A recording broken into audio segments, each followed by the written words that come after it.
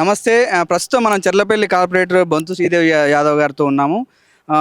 అక్క మనకు అదేవిధంగా యాదవ్ సంఘం ఉమెన్ సంబంధించి అధ్యక్షురాలుగా ఈ ఈ మధ్యనే ఏకగ్రీవంగా ఎన్నిక కావడం జరిగింది. సో ప్రస్తుతం మనకు సర్పంచ్ ఎలక్షన్లు రాబోతున్నాయి.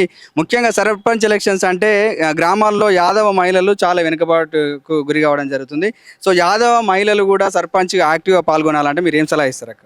ఖచ్చితంగా రాష్ట్రంలో తెలంగాణ రాష్ట్రంలో ముఖ్యంగా యాదవ మహిళలు ఖచ్చితంగా వెనుకబడే ఉన్నారు. బట్ ఒక 5-6 సంవత్సరాల నుంచి గత ప్రభుత్వంలో 50% రిజర్వేషన్స్ అని మహిళలకు వచ్చినాయి. కాబట్టి అప్పటి నుంచి మరి ప్రతి గ్రామంలో కూడా మరి చదువుకున్న వాళ్ళ కంటే ఎక్కువ హుషారున్న మహిళలు మా యాదవ మహిళలు. కాబట్టి వాళ్ళందరూ కూడా ఎంతో ఉత్సాహంతో తెలంగాణ రాష్ట్ర ప్రభుత్వంలో పోటీ చేయడానికి మరి పార్టీలకు భిన్నంగా మరి ఏ పార్టీ అయినా కూడా మరి యాదవ మహిళ కనుక నిలబడితే ఖచ్చితంగా వారి పక్షాన మేము నిలబడతామని ఈ సందర్భంగా తెలియజేస్తా ఉన్నాను. రాజకీయం చేయాలంటే అన్ని కులాలను కలుపుకొని పోవాల్సినటువంటి అవసరం ఉంటుంది. కాకపోతే మహిళలు బాగా భయపడతా ఉంటారు. సో మీరు ఆల్రెడీ కార్పొరేటర్ కూడా గెలవడం జరిగింది. సో ఎలక్షన్లో ఎట్లా పాల్గొని గెలవాలి?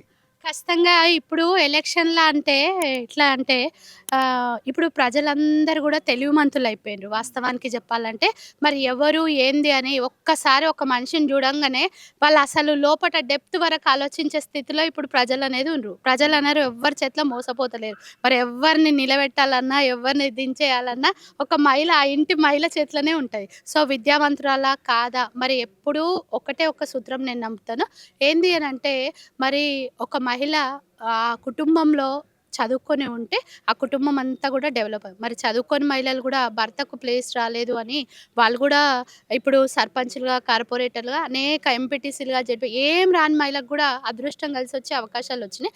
సో ఇప్పుడు మరి తెలంగాణ రాష్ట్ర ప్రభుత్వంలో కాంగ్రెస్ గవర్నమెంట్ కొలువు తీరింది కాబట్టి ఖచ్చితంగా రేవంత్ రెడ్డి గారు కూడా ఖచ్చితంగా చాలా అన్ని మరి వీళ్ళు చేస్తారా చేయరా మరి వాళ్ళ రిజర్వేషన్స్ కూడా కులగణన అయింది మొన్ననే.